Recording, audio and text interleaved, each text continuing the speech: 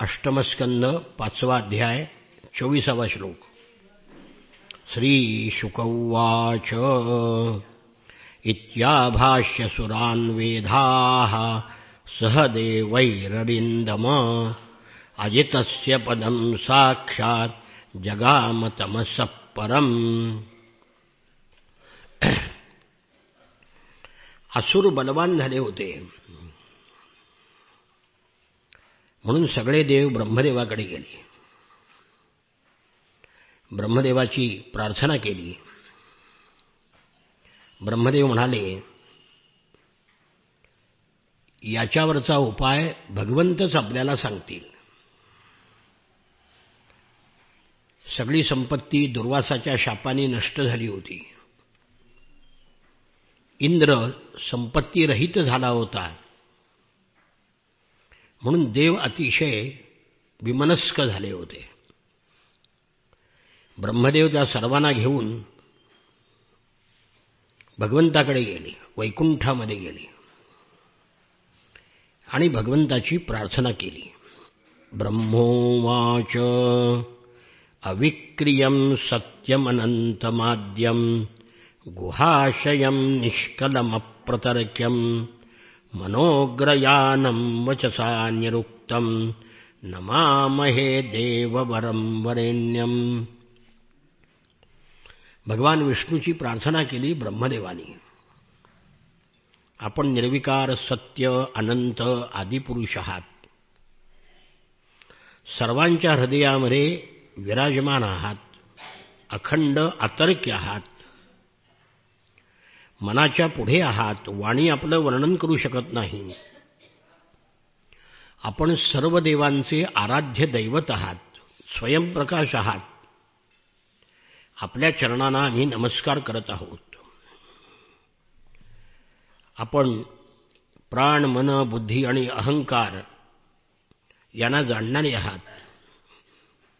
विद्या अविद्या दोन्हीही जीवाचे पक्ष आपल्यामध्येच आहेत. आपण सर्व युगामध्ये अवतार घेता आम्ही आपल्याला शरण आलो आहे. शरीर हे जीवाचं मनोमय चाक आहे. त्याला 10 इंद्रिय, 5 प्राण असे 15 चाकाचे आरे आहेत. सत्व, रज, तम हे 3 गुण त्याचे मध्य आहेत. पृथ्वी, जल, तेज, वायू, आकाश, मन, बुद्धी, अहंकार हे 8 मिळून त्याचा परिघ आहे.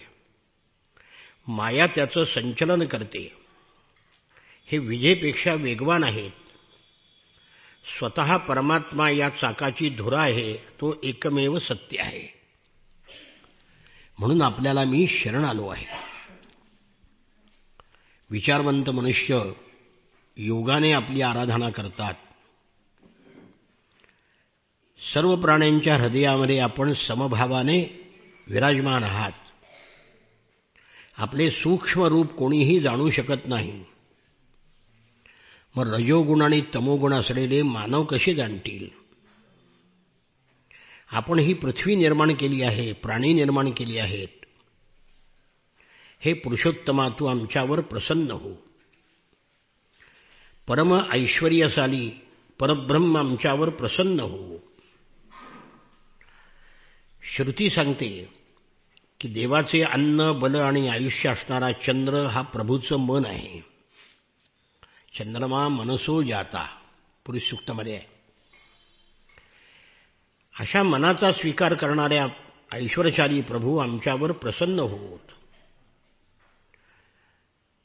आपण शरीरामधला जठराग्नी आहात. आपणच अन्न पचन करता. अशा भगवंताला आम्ही शरण आलो आहोत. आमच्यावर प्रसन्न व्हावं. आपलं स्वरूप हे मुक्तीचं द्वार आहे. अमृतमय आहे. मृत्यूसुद्धा आपणच आहात. सूर्य आपला नेत्र आहे. अशा भगवंता आम्ही आपल्याला शरण आलो आहोत. आपण चराचराचे प्राण आहात. आपण सर्व विश्वाचे चक्रवर्ती सम्राट आहात. इंद्रियाच्या सर्व देवता आपल्यावर अवलंबून आहेत. आपणच सगळं आकाश वगैरे पंचमहाभूत, प्राण वगैरे निर्माण केली आहेत. प्रजापती आपणही निर्माण केले आहेत. लक्ष्मी आपल्या वक्षस्थळापासून निर्माण झाली आहे. सावलीपासून पितृगण, स्तनापासून धर्म, पाठीमागून अधर्म, डोक्यापासून आकाश, रासक्रीडेतून अप्सरा प्रगट झाल्या आहेत. आपलं मुख म्हणजे ब्राह्मण आहे, पूजा म्हणजे क्षत्रिय आहे, मांड्या म्हणजे वैश्य आहेत आणि शूद्र हे चरण आहेत. असे भगवान आमच्यावर प्रसन्न होत. आपल्या खालच्या ओठापासून लोभ, वरच्या ओठापासून प्रीती, नाकापासून कांती, स्पर्शापासून काम, भुवयापासून यम, डोळ्याच्या रोमापासून कालाची उत्पत्ती झाली आहे. असा भगवान आम्हाला प्रसन्न हो. आपलं रूप अनिर्वचनीय आहे, म्हणजे वचनामध्ये सांगता येत नाही, बोलण्यामध्ये सांगता येत नाही, त्याला अनिर्वचनीय म्हणतात. विद्वान आपलं वर्णन नेती शब्दाने करतात. आपण वायूप्रमाणे सर्वत्र समान आहात आणि असंग आहात. आम्ही आपल्याला शरण आलो आहोत. आमच्या इंद्रियांना दिसेल असं रूप आम्हाला दाखवा. भगवंता, वेळोवेळी आपण अनेक रूप धारण करता. आम्ही आपल्याला शरण आलो आहोत. सगळी कर्म आम्ही आपल्याला समर्पण करतो आहोत. आपल्याला समर्पण केलेलं सामान्य कर्मसुद्धा कधी वाया जात नाही. झाडाच्या मुळाला पाणी देणं म्हणजे फांद्याला आणि ढाळ्याला पाणी देण्यासारखंच आहे.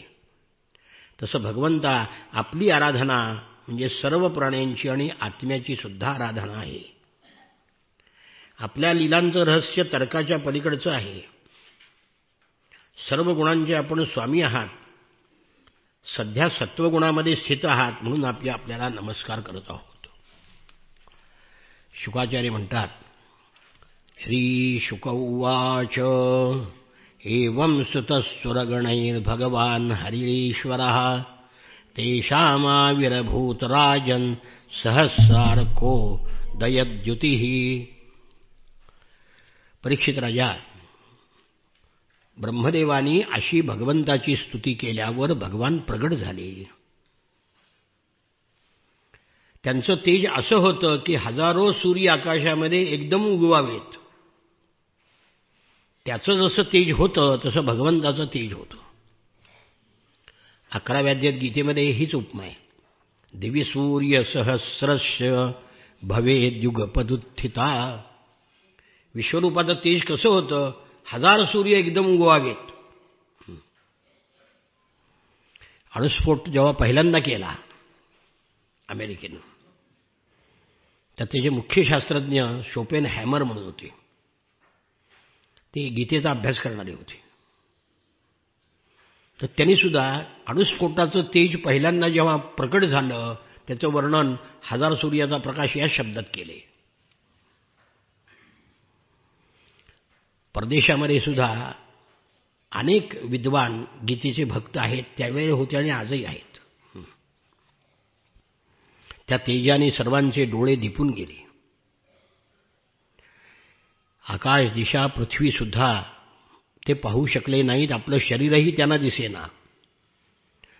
भगवंताचं रूप अतिशय सुंदर होतं. पाचूप्रमाणे तेजस्वी निळे शरीर, कमळाच्या गाभ्याप्रमाणे लालसर नेत्र, चमकणारा सोनेरी रंगाचा पीतांबर, सगळे अवयव सुंदर सुंदर भुवया, सुंदर मुख, मस्तकावर रत्नजडित किरीट, भुजामध्ये बाजूबंद, कानामध्ये कुंडल, त्याच्यात तेजाने चमकणारे गाल, कमरेला कमरपट्टा, हाताला कडी, गळ्यामध्ये हार, पायामध्ये नूपुर, वक्षस्थळावर लक्ष्मी आणि गळ्यामध्ये कौस्तुभमणी आणि वनमाला. सुदर्शनादी चक्र, शस्त्र सगळ्या हातामध्ये. असं रूप पाहून सगळ्या देवांनी लोटांगण घातलं. ब्रह्मदेवानी पुन्हा स्तुती केली. अजात जन्मस्थित संयमाया गुणाय निर्वाण सुखार्णवाय अणोरणिम्ने परिगण्य धाम्ने महानुभावाय नमो नमस्ते. उत्पत्ती, स्थिती आणि प्रलयाशी ज्याचा काही संबंध नाही, प्राकृत गुणापासून जे रहित आहे, मोक्षस्वरूप परमानंदाचा महासमुद्र आहे, सूक्ष्माहून सूक्ष्म आहे आणि ज्याचं रूप अनंत आहे, अशा परमेश्वराला मी वारंवार नमस्कार करतो. देवा, साधक वेदांनी सांगितलेल्या किंवा पांचरात्र ग्रंथात सांगितलेल्या विधीनुसार आपली उपासना करतात. आपल्या रूपामध्ये मला तिन्ही लोक दिसत आहेत. आपलं रूप सृष्टीच्या अगोदर आपल्यामध्ये लीन असतं, मध्यकालामध्ये ते गोचर होतं आणि शेवटी सुद्धा आपल्या रूपामध्ये लीन होतं. आपण मायेनं विश्व निर्माण करून त्यामध्ये प्रवेश करता. शास्त्रज्ञ पुरुष निर्गुण स्वरूपाचा साक्षात्कार करून घेतात. आपलं वर्णन भक्तियोग, ज्ञानयोग यातील लोकांनी केलेले आणि त्या मार्गाने आपल्याला प्राप्त करून घेतात. वणव्याने व्याकुळ झालेले हत्ती गंगाजलामध्ये बुडून सुखशांतीचा अनुभव घेतात. तसं आपल्या दर्शनाच्या आनंदामध्ये आम्ही सुखशांतीचा अनुभव घेतो. आपण सर्वांचे साक्षी आहात. आम्ही आपल्या चरणांना शरण आलो आहे. आमचा उद्देश आपण पूर्ण करावा. मी, शंकर, अन्य देवता, ऋषी, दक्ष प्रजापती आम्ही सगळेजण आपलेच अंश आहोत. म्हणून आमच्या मनामध्ये काय आहे आपल्याला माहिती आहे. ती इच्छा आपण पूर्ण करावी. ब्रह्मदेवादिक देवानी अशा प्रकारे प्रार्थना केल्यानंतर भगवंतांनी त्यांना समुद्रमंथनाचं कार्य सांगितलं. भगवान म्हणाले, हंत ब्रह्मन्नहो शंभो हे देवा मम भाषितम शृणुता वहिता सर्वे श्रेयो वस्याद यथासुराः. देवानो, तुमच्या कल्याणाचा मी उपाय सांगतो. सध्या असुर बलवान झालेले आहेत. त्यांच्यावर काळाची कृपा आहे. तुमच्या उन्नतीचा काळ येई तोपर्यंत तुम्ही वाट पहा. दैत्य आणि दानवाकडे जाऊन त्यांच्याशी समेट करा. अरयोपि हि संधेयाः सति कार्यार्थ गौरवे अहिमूषकवद्देवा ह्यर्थस्य पदवीं गतैः. एखादं मोठं कार्य साध्य करायचं असेल तर शत्रूशी सुद्धा संधी करावा. आता चाललं जाईल. देशात सगळीकडे शत्रूची संधीच चाललीत. एकमेकाचं तोंड न बघणारे सुद्धा एकमेकाच्या गळ्यात गळा घालायला लागले जातात. मोठं कार्य करायचं असेल तर शत्रूशी सुद्धा सख्य केलं पाहिजे. पण काम झाल्यानंतर मात्र साप आणि उंदराप्रमाणे वागावं. एक साप आणि उंदीर पेटाऱ्यामध्ये अडकले. सापाला भूक लागली, उंदराला खायला लागला. तो उंदीर म्हणला, मला खाल्ल्यावर तुला बाहेर कोण काढणार? तुझा आणि माझा करार म्हणे, चला समझोता दोन पक्षाचा. तू माझ्या भानगडी काढायचे नाहीत, मी तुझ्या भानगडी काढायच्या नाहीत. मी तुला पेटीतून बाहेर काढतो, तू मला खायचं नाहीस. म्हणून मग उंदराने त्या पेटीला भूक पाडलं आणि सापाला म्हणला, तू आधी जा. तो आत गेला आणि उंदीर बाहेर आल्या आल्या त्याला पटकन खाऊन टाकला.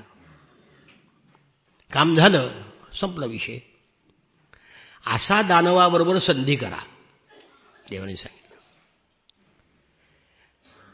वेळ न लावता अमृत काढण्याचा प्रयत्न करा. अमृतोत्पादने यत्नः क्रियताम अविलंबितम यस्यपि तस्य वै जंतुर मृत्युग्रस्तो मरो भवेत.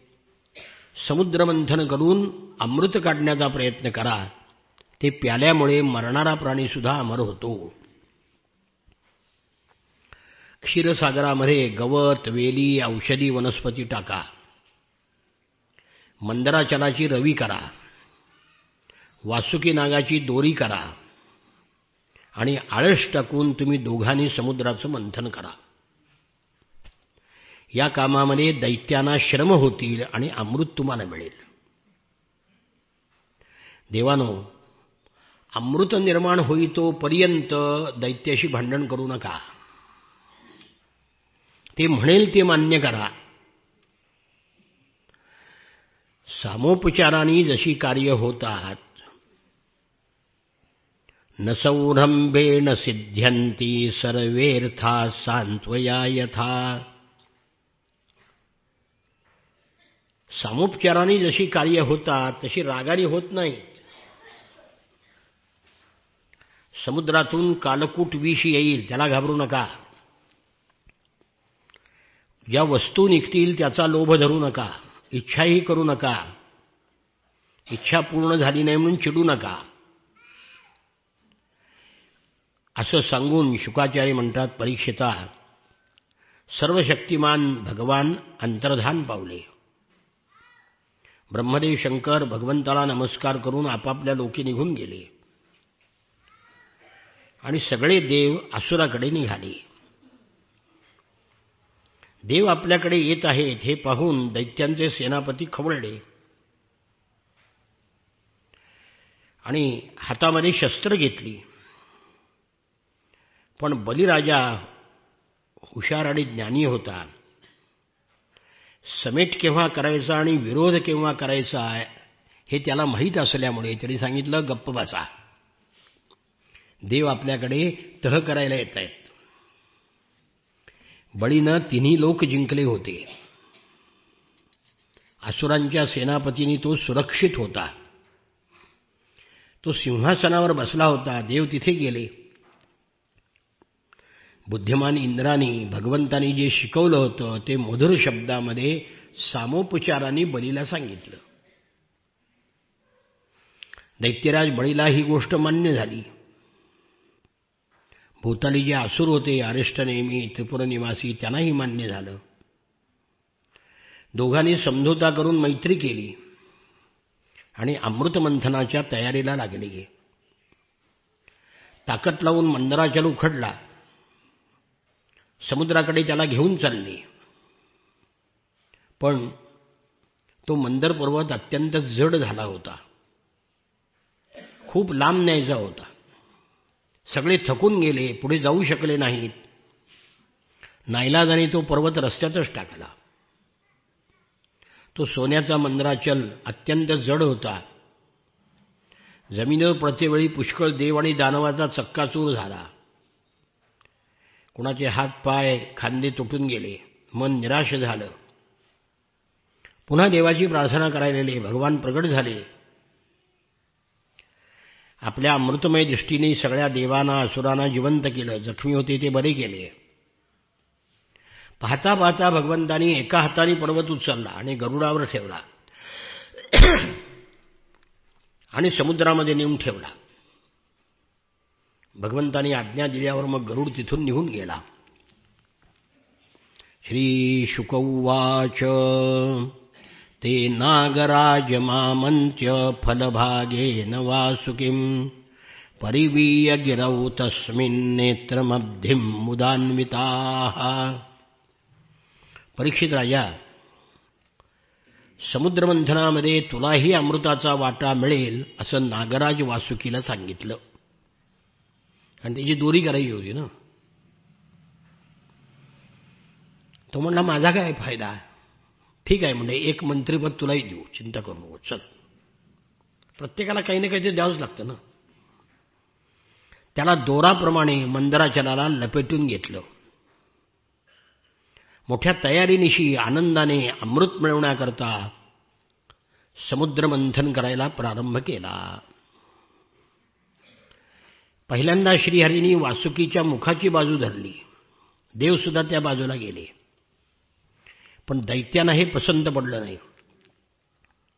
ते म्हणजे शेपूट आम्ही धरणार नाही. शेपूट हे कमीपणाचं आहे, अपवित्र आहे. आम्ही तोंडाकडे धरणार.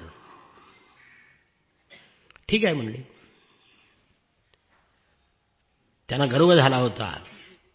भगवंतानी स्मित केलं आणि देवाला सांगितलं धरू द्या तोंडाला. वासुकीचं मुख सोडलं आणि देवानी शेपूट पकडलं आणि पूर्ण तयारीनिशी समुद्रमंथन करायला गेले. समुद्रमंथन जेव्हा सुरू झालं तेव्हा तो जो मंदराचल होता त्याला खाली काही आधार नसल्यामुळं तो बुडून गेला. अत्यंत खडतर दैवामुळे आपले प्रयत्न धुळीला मिळाले हे पाहून सगळेजण निराश झाले. चेहऱ्यावर उदासीनता पसरली. भगवंतानी ओळखलं आणि मग त्यांनी विस्मयकारक आणि विशाल असं कूर्मरूप धारण केलं. हा कूर्म अवतार समुद्राच्या पाण्यामध्ये प्रवेश करून मंदराचल आपल्या पाठीवर उचलला आणि पाण्याच्या वर आला. आता भगवंताची शक्ती अपार असल्यामुळे त्यांना शक्य होते. मंदराचल बाहेर आलेला पाहून सगळेजण पुन्हा त्यांचा उत्साह द्विगुणित झाला आणि समुद्रमंथनाकरता पुन्हा उभा राहिले. भगवंतानी जम्बुद्वीपाप्रमाणे 1,00,000 योजन विस्तार असलेला मंदराचल आपल्या पाठीवर धारण केला. तो मंदराचल फिरवायला सुरुवात केली. भगवंताच्या पाठीवर तो खर्र खर्र खर्र खर्र फिरू लागला. ते फिरणं म्हणजे आपली पाठ खाजवणं आहे असं त्या कूर्म अवतारामध्ये त्यांनी मानलं. असुराची शक्ती आणि बळ वाढवत वाढवत भगवंतानी त्यांच्यात शक्तिरूपाने प्रवेश केला. देवाला ते उत्साहित करू लागले. त्यांच्यात देवरूपाने प्रवेश केला आणि वासुकी नागाला क्लेश होऊ नयेत म्हणून त्याला निद्रारूपाने ग्रासून टाकलं. तो पर्वत सहस्राबाहू भगवंतानी आपल्या हाताने दाबून धरला. आकाशामध्ये ब्रह्मदेव, शंकर, इंद्र यांनी भगवंताची स्तुती करून फुलांचा वर्षाव केला. भगवंतानी पर्वताला दाबून धरलं आणि तो पर्वत दोघेही फिरवू लागले, समुद्रमंथन करू लागले. पर्वत फिरू लागल्यावर जलचरामध्ये खळबळ उडाली. नागराज वासुकीच्या तोंडातून विषाची आग बाहेर पडू लागली. त्याच्या धुरामुळे पौलोम, कालेय, बली, इल्वल सगळे असुर निस्तेज झाले, काळे कुट्ट झाले.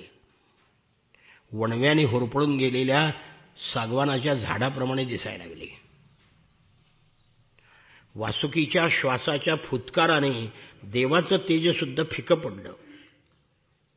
तेही धुरकट झाले. मग भगवंताच्या प्रेरणेनं मेघ त्यांच्यावर वर्षाव करू लागले.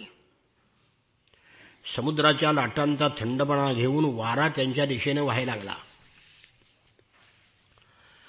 अशा रीतीने समुद्रमंथन करता करता पुष्कळ करून सुद्धा अमृत निघाले नाही. म्हणून भगवान त्यांच्या मत्तीला आले. मेघाप्रमाणे सावळं शरीर, सोनेरी पितांबर, कानामध्ये विजेप्रमाणे चमकणारी कुंडलं असे भगवान प्रगट झाले. आपल्या विश्वबीजी भुजानी वासुकी नागाला पकडून त्यांच्याबरोबर भगवान सुद्धा समुद्रमंथन करू लागले. समुद्रमंथन चालू असताना पहिल्यांदा हालाहाल विष निघालं. त्यामुळे समुद्रातील मासे, मगरी, साप, कासव भयभीत झाले. तिमिंगल मासे, काठावरचे हत्ती, सुसरी व्याकुळ झाल्या. ते विष दशदिशांना वर खाली सगळीकडे उडू लागलं, पसरू लागलं. त्या असह्य विषापासून वाचण्याचा काही उपाय नव्हता. म्हणून सगळेजण भगवान शंकराला शरण गेले. भगवान शंकर पार्वतीसह कैलास पर्वतावर विश्वकल्याणाकरता बसले होते. आणि तप करीत होते. सगळे देव प्रजापती आले आणि शंकराची स्तुती करू लागले. देव देव महादेव भूतात्मन भूतभावन त्राहिन शरणापन्ना त्रैलोक्य दहनात विषात. हे देवादिदेवा महादेवा, त्रैलोक्याला जाळणाऱ्या हालाल विषापासून आमचं रक्षण करा. आपण स्वतः सिद्ध आहात. ब्रह्मा विष्णू शिव ही नावं तुम्हीच धारण केलेली आहेत. आपण ईश्वर आहात. जग आपल्यापासून प्रगट झालं आहे. वेदही आपल्यापासून प्रगट झाले आहेत. आकाश नाभी आहे, वायू आपला श्वास आहे, सूर्य नेत्र आहेत, समुद्र आपलं पोट आहे, 5 उपनिषद 5 मुख आहेत. दंभ लोभ इत्यादी अधर्माच्या तरंगामध्ये आपली छाया आहे. परमज्योतिर्मय ब्रह्मस्वरूप हे आपलं स्वरूप आहे. आपल्याला ब्रह्मदेव इंद्र सुद्धा जाणू शकत नाहीत. आपण कामदेव, दक्षाचा यज्ञ, त्रिपुरासुर, कालकूट विष या सगळ्या गोष्टीचा नाश केलेला आहे. आता या विषापासून आमचं रक्षण करा. अशा प्रकारे सर्व देवांनी भगवान शंकराची स्तुती केली. शुकाचार्य म्हणतात, सर्व प्राणिमात्रावर आलेलं संकट पाहून भगवान शंकराचं हृदय करुणेनं व्याकुळ झालं आणि ते देवी पार्वतीला म्हणाले, अहो बत भवान्ये तत्प्रजानां पश्य वैशसं क्षीरोदमदनोद्भूतात् कालकूटात् उपस्थितम्. देवी, फार वाईट झालं. पहा ना, समुद्रमंथनातून निघालेल्या कालकूट विषामुळे सगळ्या जगावर मोठं संकट आलं आहे. हे संकट आपल्याला दूर केले पाहिजे. ज्याच्याजवळ सामर्थ्य आहे त्याने दीनदुःखिताचं रक्षण केलं पाहिजे.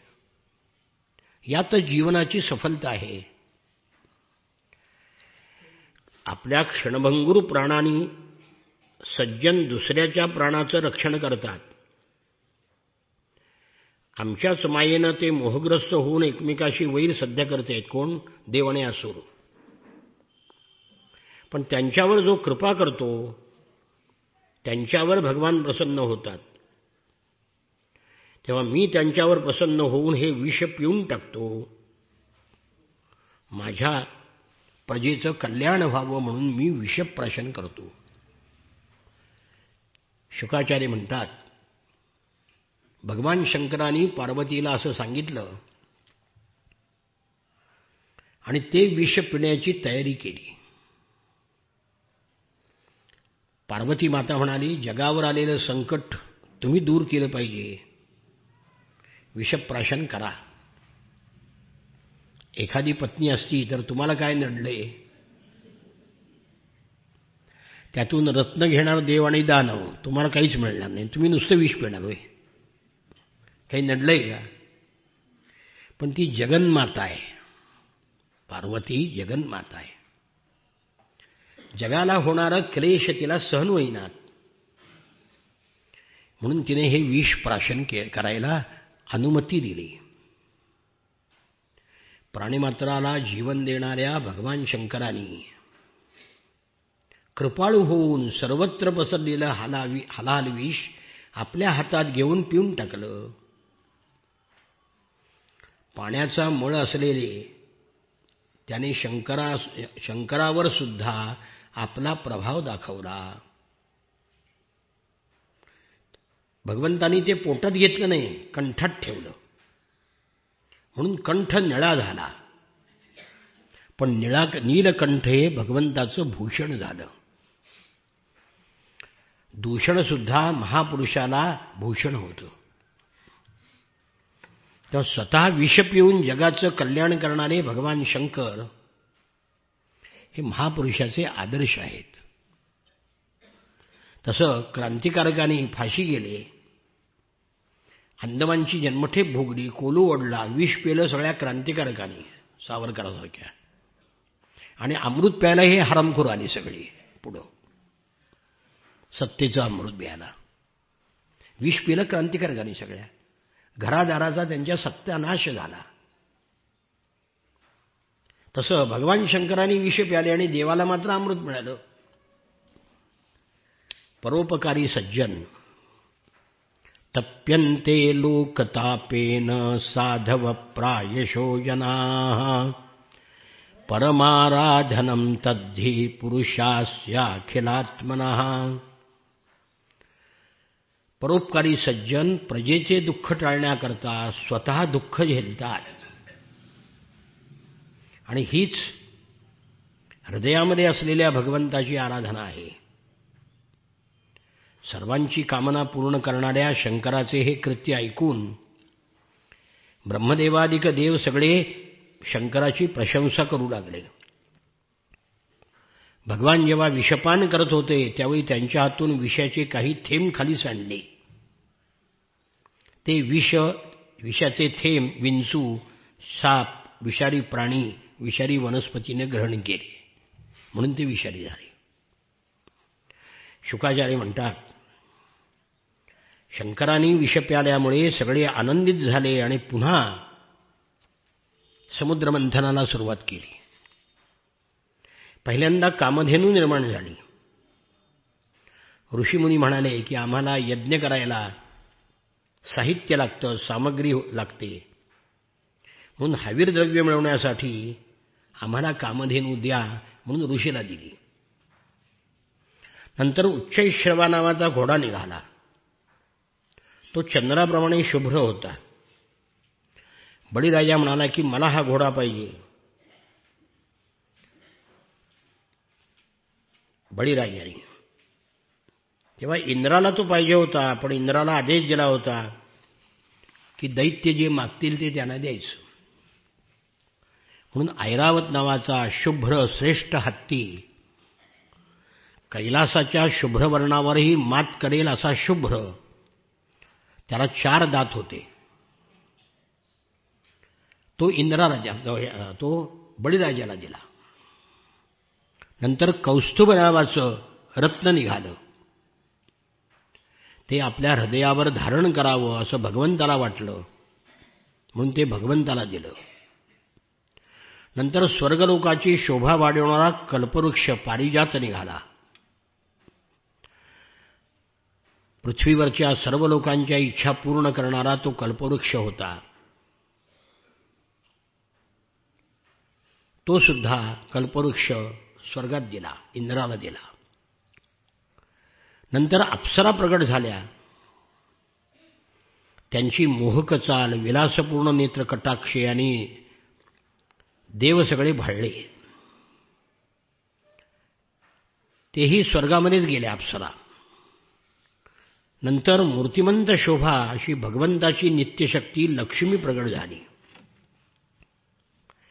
विजेप्रमाणे चमकणाऱ्या तिच्या तेजाने सर्व दिशा उजळून निघाल्या.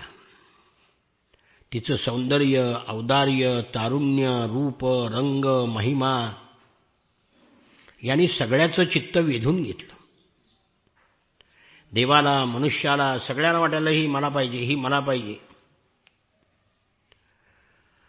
तिला बसण्याकरता आसन दिलं. नद्यांनी मूर्तिमंत प्रगट होऊन तिला अभिषेक केला सोन्याच्या घड्यातून. पृथ्वीने अभिषेकासाठी योग्य अशी औषधीमय वनस्पती आणल्या. गायीनी पवित्र पंचगव्य दिलं. वसंत ऋतूनी चैत्र वैशाखात मिळणारी सगळी फुलं फळं आणून दिली.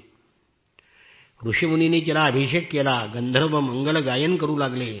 अप्सरा नृत्य करू लागल्या. मेघसुद्धा देह धारण करून मृदंग, डमरू, ढोल, नगारे, रणशिंगे, शस्त्र, शंख, वेणू, वीणा वाजवू लागले. हातामध्ये कमळ घेतलेला लक्ष्मीदान. दिग्गजांनी सोंडेमध्ये पाणी घेऊन स्नान घातलं. ब्राह्मणांनी वेदमंत्र म्हटले. समुद्राने पिवळी रेशमी वस्त्र दिली. वरुणाने वैजयंती माळ दिली.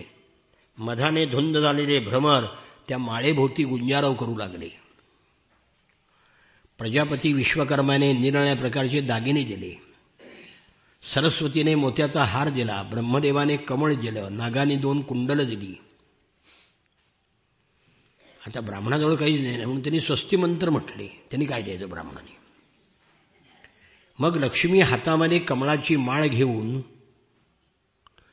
वर संशोधन करायला निघाली. माळेच्या आजूबाजूला माळेच्या सुगंधाने धुंद झालेले भुंगे गुंजारव करत होते.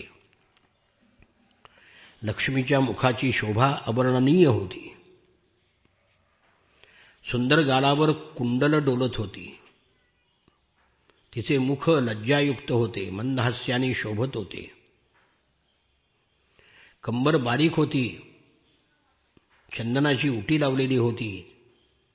जेव्हा ती चालत होती तेव्हा पायातील नूपुरांचा मधुर झंकार निघत होता. सिद्ध चरण चारण देव असुर यक्ष गंधर्व सगळे तिची अभिलाषा करू लागली. परंतु तिने कोणालाही वरलं नाही. पाहिलं जे तपस्वी होते दुर्वासासारखे, त्यांनी क्रोधावर विजय मिळवलेला नव्हता. कोणाला ज्ञान होतं पण ते अनासक्त नव्हते. कोणी थोर होते पण त्यांनी कामाला जिंकलं नव्हतं. काही माणसं अशी होती की ते दुसऱ्याच्या आश्रयाला होते. काही जण धर्माचं आचरण करणारे होते पण त्यांचं प्राण्यावर प्रेम नव्हतं. क्वचित त्यागही होता परंतु तो मुक्तीला कारणीभूत होणारा नव्हता. काहींच्यामध्ये शौर्य होतं पण काळावर मात करणारे नव्हते. सनकादिकासारखे गुणातीत होते पण ते वश होणारे नव्हते, ब्रह्मचारी. काहींना दीर्घायुष्य होतं पण वर्तन योग्य नव्हतं. काही जणांमध्ये दोन्ही गोष्टी होत्या पण त्यांचं वागणं अमंगळ होतं. ह्या ज्या ज्या देवाकडे असुराकडे ती माळ घेऊन गेली तिथे प्रत्येकामध्ये काही ना काहीतरी दोष तिला दिसला. असुर श्रीमंत होते पण दुष्ट होते. देव सुंदर होते पण भित्रे होते. सज्जन भित्रे असतात ना. म्हणून प्रत्येकामध्ये तिने काही ना काहीतरी दोष काढला. मग शेवटी सरस्वतीने विचारलं, आता सगळे वर संपलेले आहेत, तो तिकडे भगवान विष्णू उभा आहे, त्याला माळ घाल. ती म्हणाली, ते मला पसंत आहेत पण ते माझ्याकडे बघायला सुद्धा तयार नाहीत. ते कोणाचीच अपेक्षा करीत नाहीत. म्हणून त्यांनी इच्छा न करता सुद्धा लक्ष्मीने जाऊन त्यांना माळ घातली. न मागे तयाची रमा होय दासी. जिच्या भोवती धुंद भ्रमर मधुर गुंजारव करत होते अशी ताज्या कमळाची सुंदर माळ लक्ष्मीने भगवंताच्या गळ्यात घातली आणि त्याच्याजवळ उभी राहिली. भगवंतानी त्या जगज्जननी लक्ष्मी देवीला आपल्या वक्षस्थळावर स्थापन केले. छातीवर लक्ष्मीदेवी विराजमान झाली आणि सर्व विश्वाची भरभराट केली. लक्ष्मीने जेव्हा माळ घातली तेव्हा शंख तुतारी मृदंग वगैरे वाद्य वाजू लागले. गंधर्व गाऊ लागले, अप्सरा नृत्य करू लागल्या. ब्रह्मदेव रुद्र अंगिरा ऋषी मुनी सगळ्यांनी पुष्पवर्षाव केला आणि मंत्रांनी स्तुती करू लागले. लक्ष्मीने सगळ्याकडे कृपादृष्टीनं पाहिलं आणि सगळेजण सुखी झाले. लक्ष्मी देवीने जेव्हा देव आणि दानवांची उपेक्षा केली म्हणून सगळे दानव निर्बल आळशी आणि निर्लज्ज आणि लोभी झाले. लक्ष्मीनंतर समुद्रमंथनातून वारुणी म्हणजे दारू निर्माण झाली, सुरा. दैत्य म्हणाले, आम्हाला पाहिजे आम्हाला पाहिजे. बरोबर आहे म्हणे, तुमच्याकरताच निर्माण झाली ती दारू. काही सज्जनाकरता निर्माण झाली आहे का? दारू असुराकरताच निर्माण झाली आहे. असुरांनी ती घेतली. पुन्हा समुद्रमंथन केलं. त्यातनं एक अलौकिक पुरुष प्रगट झाला. त्याचे बाहू लांब होते, पुष्ट होते, गळा शंखाप्रमाणे होता, डोळ्यात लालिमा होता, वर्ण सावळा होता, गळ्यामध्ये पुष्पहार, अनेक अलंकार, पितांबर परिधान केलेला, तारुण्यावस्थेमध्ये सिंहासारखा पराक्रम, हातामध्ये कडे, अमृताने भरलेला कलश होता. त्याचं नाव धन्वंतरी. तो विष्णूचा अंशावतार होता. आयुर्वेद त्यांनीच निर्माण केला. यज्ञभाग घ्यायला तो पात्र होता. असुरांनी जेव्हा पाहिलं की याच्या हातामध्ये अमृताचा कलश आहे, तेव्हा चपळाई करून दैत्याने तो अमृत कलश हिसकावून घेतला. असुर जेव्हा अमृत कलश घेऊन निघून गेले, तेव्हा खिन्न झालेले देव भगवंताला शरण गेले. देव सगळे रडेच आहेत. जशी सज्जन मुलं आपल्या घरामध्ये रडे असते, तर उडणटप्पसुद्धी मारामारी करून येते घरामध्ये. देव म्हणाले, देवांना भगवान म्हणाले, तुम्ही खेद करू नका. मी मायेनं त्यांच्यामध्ये फूट पाडतो आणि तुमचं काम करतो. अमृताकरता दैत्याने नेलं खरं, पण त्यांच्यात भांडण सुरू झालं. मी घेणार, मी घेणार असं म्हणाले प्रत्येक जण. कलह सुरू झाला.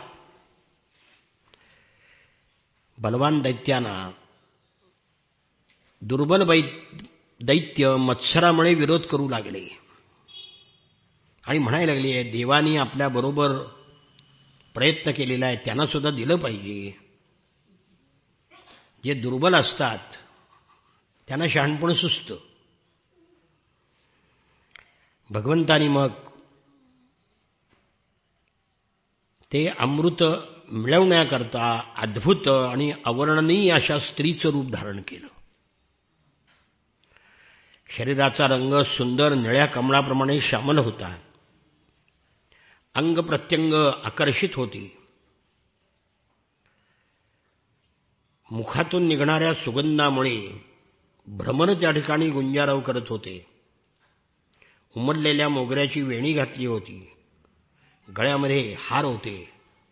सर्वांगावर अलंकार होते. पायामध्ये रुणझुण रुणझुण अशा नूपुराचा ध्वनी येत होता. स्वच्छ असं वस्त्र पैठणीसारखं नेसलं होतं.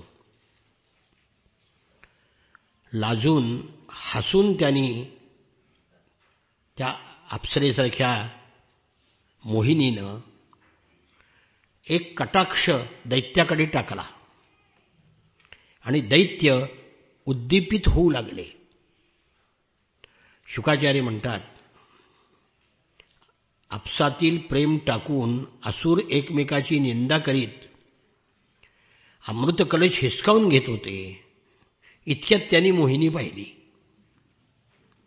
आणि विचार करू लागले, काय अनुपम सौंदर्य आहे, काय हे तेज, काय हे नवतारुण्य. तिच्याकडे पळत पळत गेले. तिला विचारलं, हे कमलनयने, तू कोण आहेस, कोठून आलीस, काय करू इच्छितेस, तू कोणाची आहेस. तुला पाहून आमच्या मनामध्ये खळबळ उडाली आहे. आम्ही तर असं समजतो की देव, दैत्य, सिद्ध, गंधर्व यांनी सुद्धा तुला स्पर्श केला नसेल, मग माणूस कुठून करणार. तुला विधात्याने निर्माण केलेलं आहे आणि इथं पाठवलं आहे काय. आम्ही सगळे असुर भाऊबंद आहोत. आमच्यामध्ये एकमेकाविषयी वैर निर्माण झालं आहे. हे सुंदरी, तू आमचं भांडण मिटव. आम्ही सगळेजण कश्यपाचे पुत्र आहोत. अमृतासाठी सर्वांनी प्रयत्न केले आहेत, म्हणून निपक्षपातीपणाने हे अमृत आमच्यामध्ये तू वाटून दे. आमच्यामध्ये भांडण होणार नाही अशा रीतीने वाटून दे. असुरांनी अशी प्रार्थना केल्यानंतर नेत्रकटाक्ष उडवत उडवत ती म्हणाली, असुरानो, तुम्ही कश्यपाचे पुत्र आहात, मग माझ्यासारख्या कुलटेच्या मागे कसे लागलात? मुद्दाम उलटं बोलली. कारण विवेकी पुरुष स्त्रियावर कधी विश्वास ठेवत नाहीत. व्यभिचारी स्त्रियाशी केलेली मैत्री टिकत नाही. व्यभिचारी स्त्री आणि पुरुष आणि लांडगे सारखेच दोघेही नवनवीन शिकारीच्या शोधात असतात. शुकाचार्य म्हणतात की मोहिनीनं आपल्या मोहक वाणीनं उलटं बोलून दैत्यांच्या मनामध्ये अधिकच विश्वास निर्माण केला आणि मग दैत्यांचा विश्वास बसला. ते हसले आणि अमृताचा कलश मोहिनीच्या हातात दिला. अमृत कलश घेऊन ती म्हणाली, दैत्यानो, योग्य असो किंवा अयोग्य असो, मी जे करीन ते तुम्हाला जर मान्य असेल तरच मी अमृताची वाटणी करते. उलटं बोलायचं. मोहिनीचं बोलणं ऐकून दैत्यांनाही त्यातली खुबी समजली नाही. ठीक आहे म्हणे, तू करशील ते मान्य. कारण तिच्या सौंदर्याला भुलून ते व्यथित झाले होते. सांगितलं सगळ्यांना, उपवास करा, स्नान करा. मग सर्वांनी उपवास केला, स्नान केलं, हवीरद्रव्याने हवन केलं. ब्राह्मण सर्व प्राण्यांना गायीला दान दिलं, स्वस्तिवाचन केलं, नवी वस्त्र परिधान करून सुंदर अलंकार घातले, पूर्वेकडे तोंड करून कुशासनावर बसले. पूर्वेकडे तोंड करून बसल्यावर हातामध्ये अमृत कलश घेऊन मंद मंद पावलं टाकीत त्या पंक्तीमध्ये मोहिनी आली. तिने सुंदर वस्त्र परिधान केलं होतं.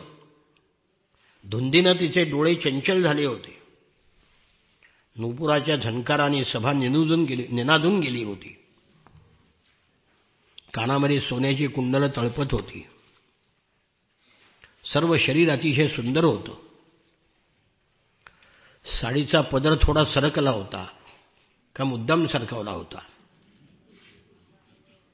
लक्ष्मी देवीची ज्येष्ठ सखी वाटत होती. हास्ययुक्त नेत्रकटाक्षाने देवाकडे आणि दैत्याकडे पाहत होती.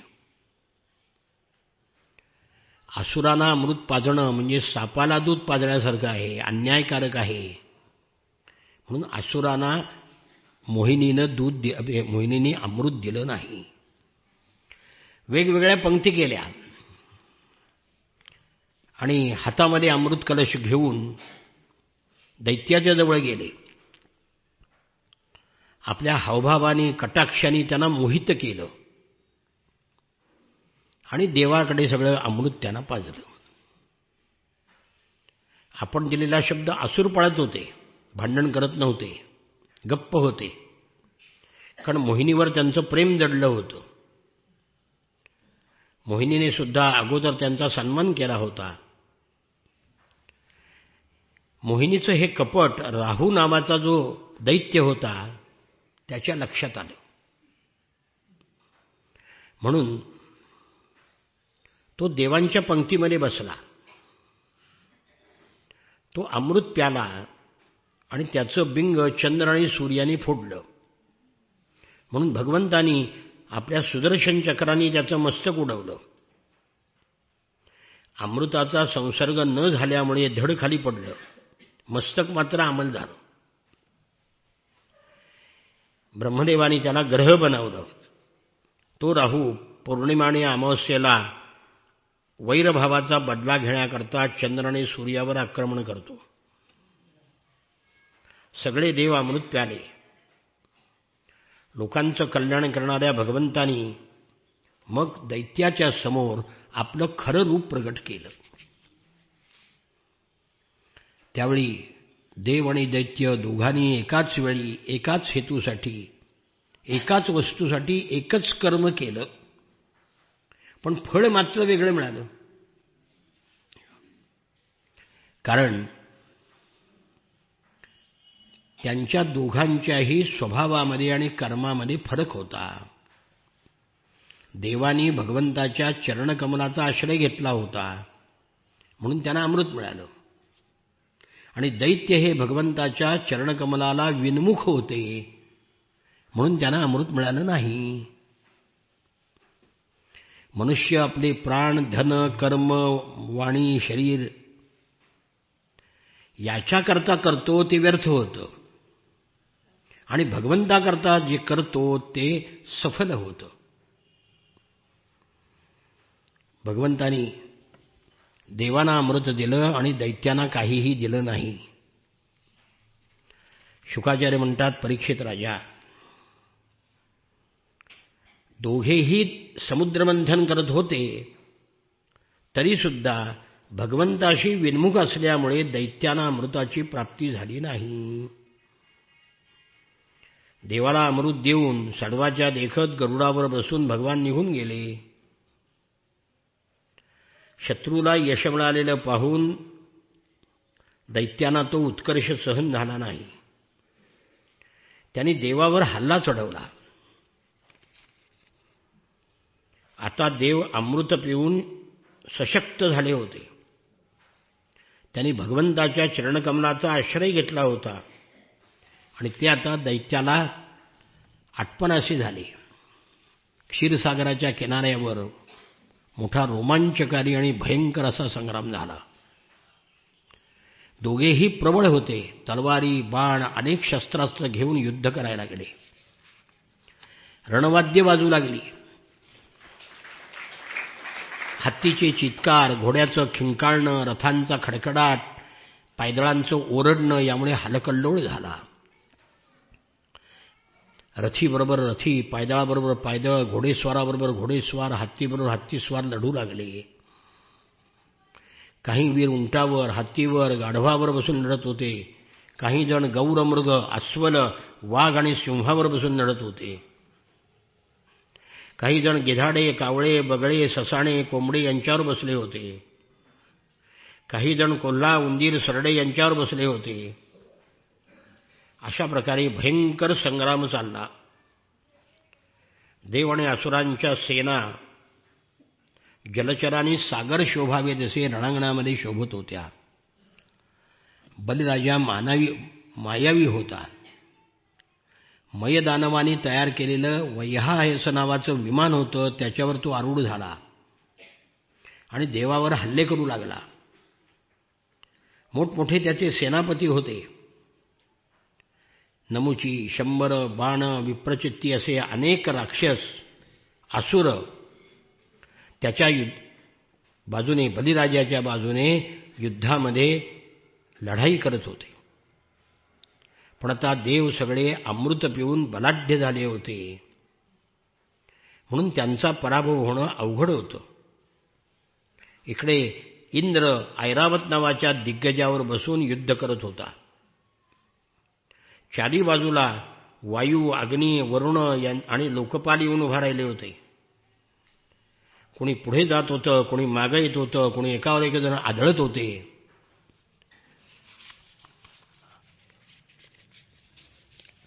इंद्राशी, कार्तिक स्वामी तारकासुराशी, वरुण हेतीशी, मित्र प्रहेतीशी युद्ध करू लागला. कोणाकोणाचं कोणाशी युद्ध झालं याची मोठी यादी आहे. असुर आणि देवता रणभूमीवर द्वंद्वयुद्ध करू लागले, शस्त्रयुद्ध करू लागले. तरीसुद्धा कोणाचाही पराभव होईना.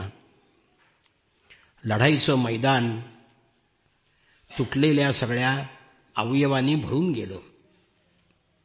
तुटून पडलेल्या डोक्याच्या डोळ्यांनी पाहून काही धड हातामध्ये तलवारी घेऊन शत्रूवर धावून गेले. बलीनं 10 बाण इंद्रावर, 3 ऐरावतावर, 4 हत्तीच्या पायाच्या रक्षकावर आणि 1 माहुतावर बाण मारले. इंद्राने ते सगळे तोडून टाकले. इंद्राचा पराक्रम पाहून बलिराजा चिडला. त्यांनी आगीच्या लोळासारखी प्रज्वलित शक्ती हातात घेतली आणि सोडली. ती तोडून टाकली. दोघांचं प्रचंड युद्ध झालं. बलिराजाने माया निर्माण केली, तीही नष्ट केली बलिराजाने. अशा प्रकारे दोघांचं युद्ध चालू असताना भगवान त्या ठिकाणी आले. आणि भगवंतांनी सांगितलं की इंद्रा, तुझं जे इच्छित काम होतं ते सगळं आता पूर्ण झालेलं आहे. अमृत तुम्हाला पाहिजे होतं, मिळालंय. मग आता युद्ध कशा करता. असं भगवंतांनी सांगितल्यानंतर मग सगळेजण युद्धाला सोडून सगळे आपापल्या ठिकाणी निघून गेले. भगवंतांनी सुद्धा त्या ठिकाणी युद्ध केलेलं आहे. त्याचंही वर्णन या ठिकाणी पुढच्या अध्यायामध्ये केलेलं आहे.